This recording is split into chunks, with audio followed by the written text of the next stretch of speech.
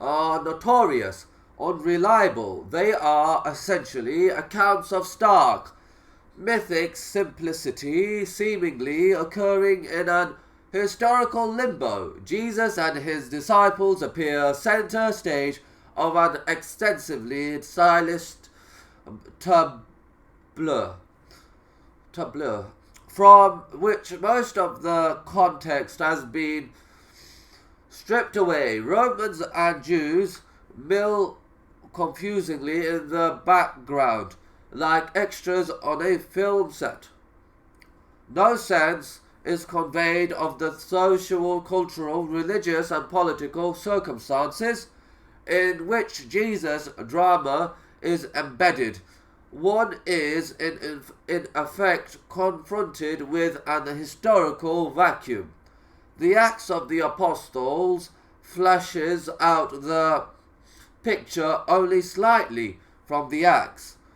One derives at least a tenuous sense of a milieu of internecine strife and doctrinal squabbles amongst Jesus' immediate followers of a coalescing movement which will gradually take the form of Christianity of a world that extends beyond the circumscribed confines of Galilee and Judea, of the geographical relation of Palestine to the rest of the Mediterranean, but there is still no accurate rendering of the broader social, cultural, religious, and political forces at work.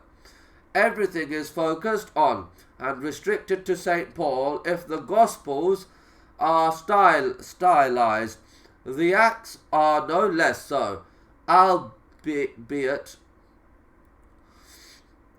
in a different way.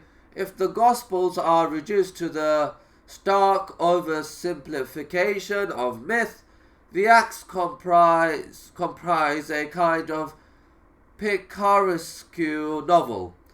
A picaresque novel, moreover, intended for specifically propagandist purposes, and with Paul as protagonist. There may be some insight into Paul's mentality, attitudes, and adventures, but there is no reliable perspective on the world in which he moved from the standpoint of any historian.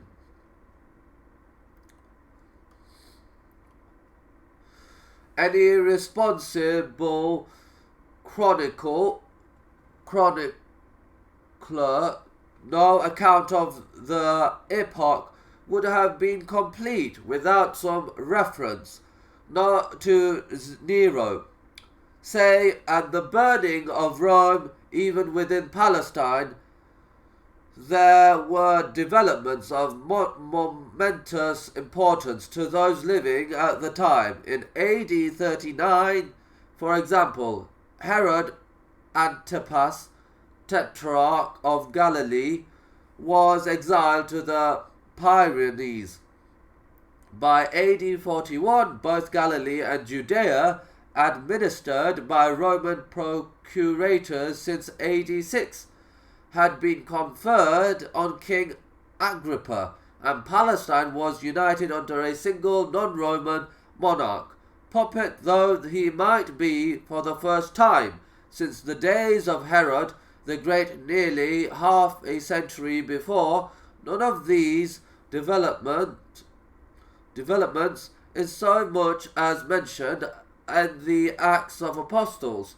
The effect is akin to reading a biography of, say, Billy Graham, which makes no mention of his friendships with presidents and other prominent individuals. No mention of Kennedy's assassination, no mention of the civil rights movement, the war in Vietnam, the transformation of values during the 1960s, the Watergate and its aftermath. Contrary to Christian tradition, Palestine 2,000 years ago was as real as any other historical setting. That in Cleopatra's Egypt, for example, or of Imperial Rome, both of which impinged upon it. Its reality cannot be reduced to a bold mythic simplicity. Whoever Jesus or Paul were,